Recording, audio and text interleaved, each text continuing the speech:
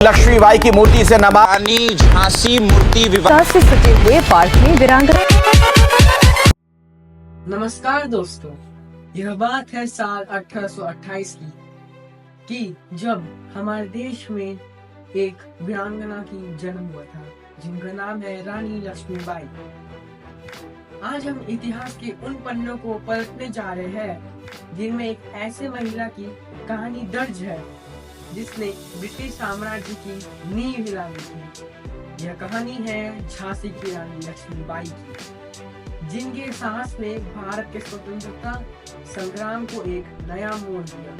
लेकिन क्या आप जानते हैं अंग्रेजों और रानी के बीच ऐसा क्या हुआ जिसने उसे इतिहास का अमर योद्धा बना दिया? आज हम उस घटना पर रोशनी डालेंगे जिसने ब्रिटिश हुकूमत को हिलाकर रख दिया।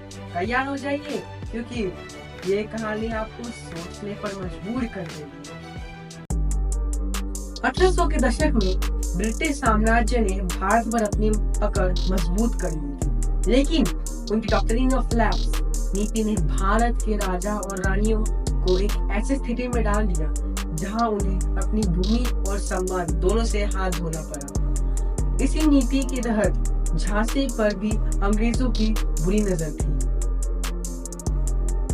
दोस्तों, आपको क्या पता है, कल रात मेरे साथ कुछ ऐसा हुआ जिसे मैं आज आपके साथ शेयर करना चाहता हूँ। ऐसा कुछ जिसकी मैंने कभी कल्पना भी नहीं की थी। रानी लक्ष्मीबाई, झांसी की रानी, खुद मेरे सामने आई और उन्होंने मुझसे कहा, ऐसा संदेश दिया जिसे सुनकर मैं आज भी सिहर उठता हूँ।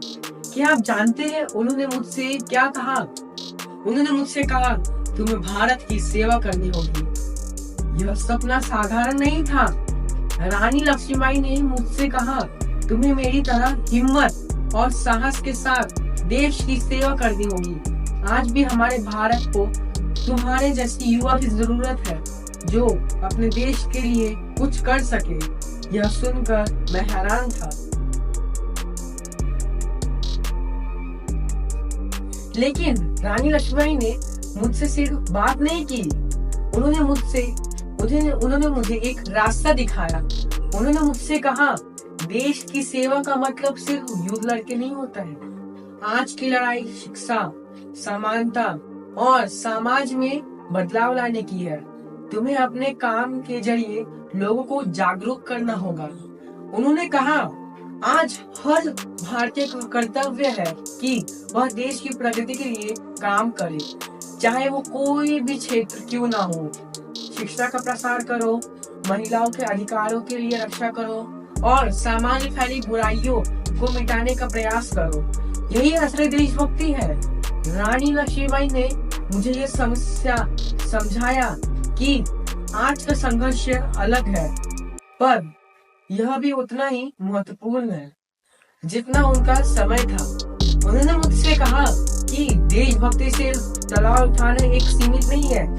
आज हमें कलम उठानी होगी, लोगों को जागरूक करना है, समाज में सकारात्मक बदलाव लाना है। और दोस्तों, आपको क्या पता है, जो ब्रिटिशर्स थे वो यूके में थे पहले, लेकिन वो इंडिया में पहले ट्रेड करने के लिए आए थे। उसके बाद वो धीरे धीरे हमारे देश में कब्जा करने लगे। हर स्टेट को एक अपना शिकार बनाते रहे और वो यूके से पैदल चल के नहीं आए थे या घोड़ा में, वो आए थे समुद्री रास्ते से। वो पहली स्टेट सूरत में आए थे, गुजरात, क्योंकि यह ट्रेड के लिए काफी अच्छा स्टेट माना जाता है। तो अगर आपको यह वीडियो अच्छा लगा हो तो मैं ऐसे और आगे वीडियो लाने की कोशिश करूंगा। धन्यवाद।